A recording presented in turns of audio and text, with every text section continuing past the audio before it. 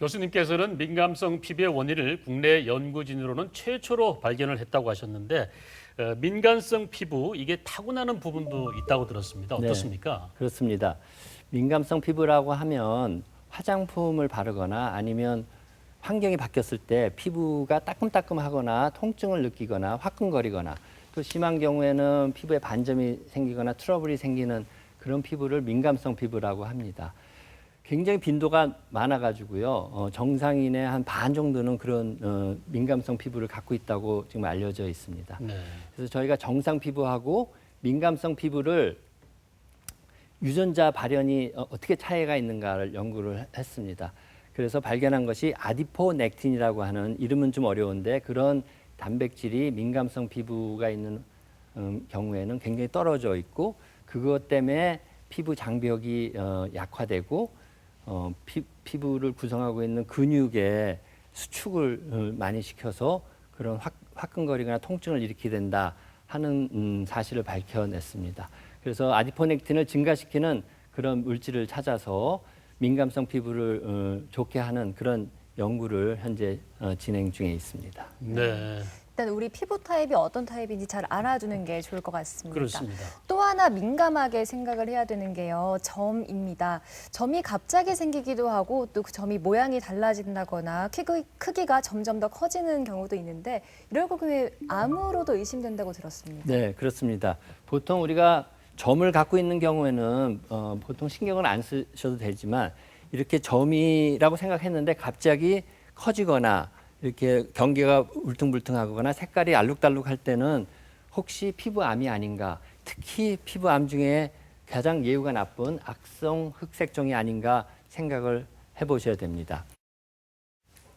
그냥 점인지 아니면 악성 흑색종인지 감별해야 될 거가 점이 동그랗게 대칭성이냐 아니면 비대칭성이냐 그리고 경계가 분명하냐 아니면 경계가 분명하지 않느냐 색깔이 한쪽은 진하고 한쪽은 진하지 않느냐 그다음에 크기가 클수록 이 악성 흑색종일 경우가 많고요.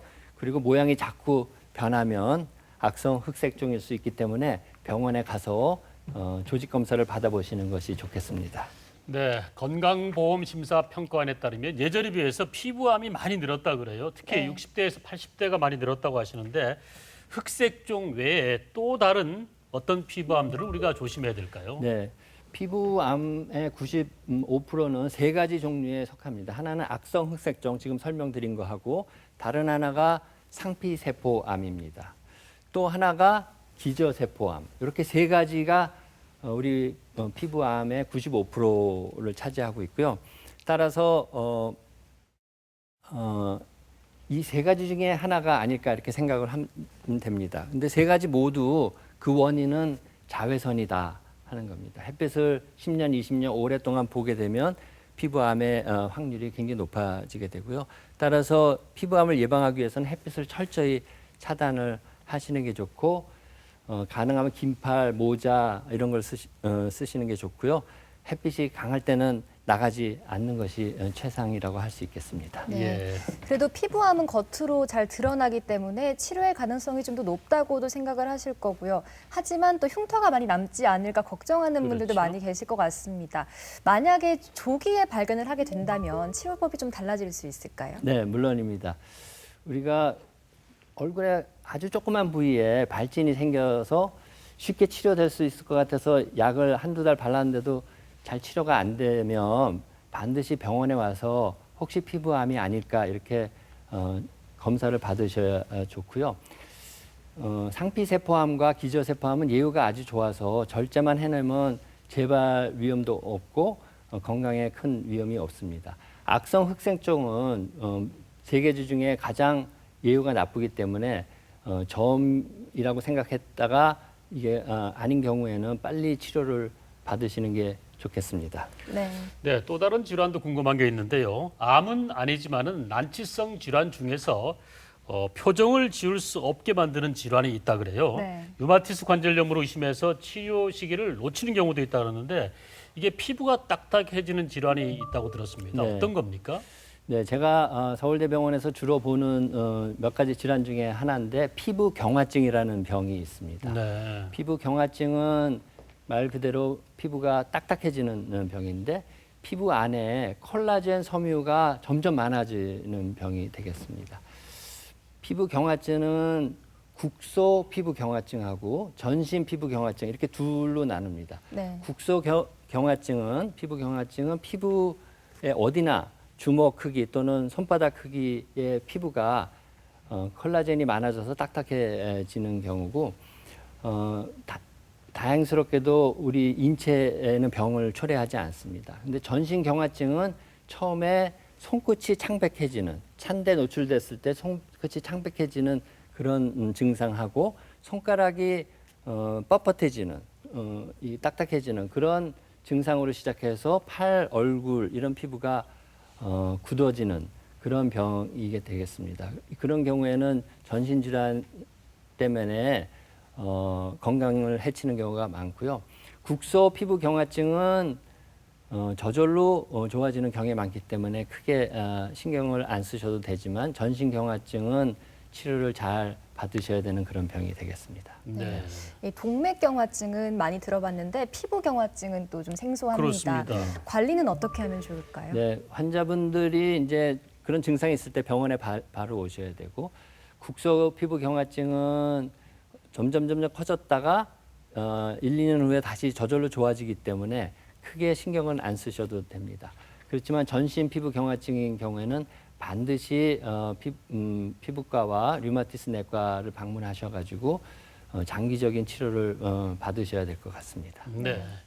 색소성 피부 질환부터 암과 희귀 질환까지 알아봤는데요. 사실 모두 피하고 싶은 질환이겠지요. 네. 건강한 피부를 유지하기 위해서 우리가 어떻게 해야 되는지 팁을 좀 얘기해 주시죠. 네, 아까 말씀드렸듯이 목욕을 할 때 절대로 때를 미시면 안 되고 간단히 샤워 형식으로 하시는 것이 피부 건강에 굉장히 좋습니다.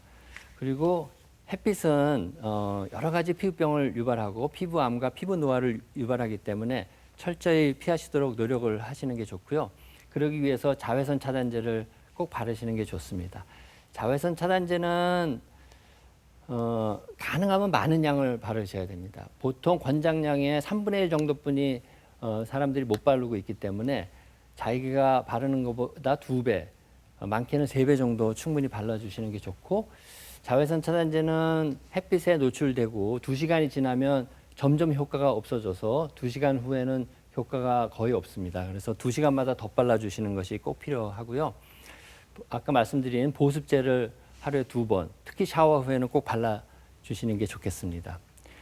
스트레스는 만병의 근원이고 스트레스를 받으면 스트레스 호르몬인 코티졸이 이 부신 피질에서 많이 생기게 됩니다. 그 코티졸은 피부의 콜라겐 합성을 억제하고 또 피부 장벽을 구성하는 지질 합성을 억제하기 때문에 피부 장벽도 많이 손상이 되게 됩니다. 그래서 스트레스는 가능하면 받지 마시고 스트레스를 받았다 하면 빨리 산책을 하거나 취미 활동을 하거나 간단한 운동으로 풀어주시는 게 좋겠습니다. 네.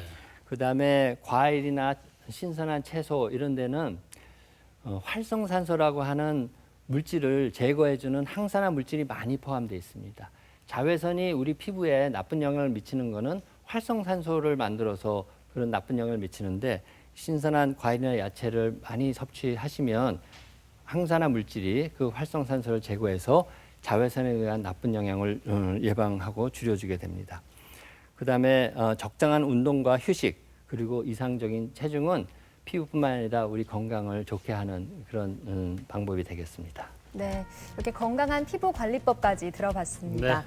피부는 환경과 소통하는 첫 창구인 것 같습니다. 그래서 환경을 조금 달리하면 또 긍정적인 효과를 얻을 수 있는데요. 산림욕이 좋다고 합니다. 네, 나무에서 내뿜는 피톤치드를 많이 마시면 스트레스도 해소가 되고요. 치료는 되지 않지만은 피부염도 조금은 안정될 수 있다는군요. 네, 마음과 몸을 편하게 하셔서 그 긍정적인 기운이 피부로도 나타날 수 있도록 하는 것이 좋을 것 같습니다. 네, 다음 시간에는 피부 노화에 대한 이야기 준비되어 있으니까 함께 해주시기 바랍니다. 피부과 정진호 교수님 말씀 들어봤습니다. 감사합니다. 고맙습니다. 감사합니다. 네.